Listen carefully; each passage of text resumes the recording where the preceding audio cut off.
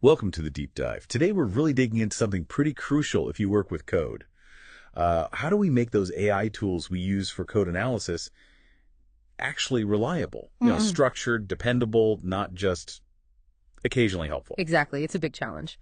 And we're going to explore some really interesting ideas today that look like a big step forward for using LLMs on those tough technical tasks we all deal with. Right. And we've pulled together quite a bit, articles, research papers, practical examples, all kind of pointing towards a smarter way to build these AI assistants. Yeah. So our focus today is really understanding this framework called DSPy. That's DSPy. And also a related technique called directional stimulus prompting, or DSP. Okay, DSPy and DSP. Yeah, the core idea really is getting away from just, throwing a prompt at an AI and kind of hoping for the best. It's often so unpredictable. Definitely. So our mission here is to see how DSPy and DSP offer something more solid, more adaptable for things like, really understanding big code bases or making software maintenance easier or even handling complex cloud setups.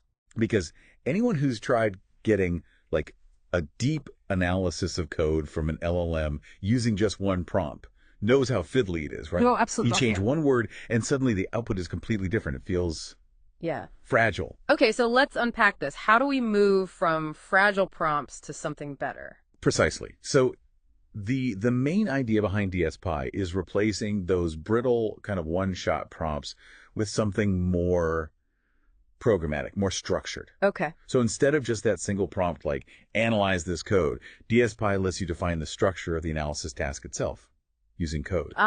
Okay. So it's like the difference between having a really detailed recipe or maybe a blueprint for something complex. Exactly. A blueprint. Versus just, shouting a vague instruction across the room and hoping they figure out all the details. That's a perfect analogy. Standard prompt engineering is often that manual tweaking, right?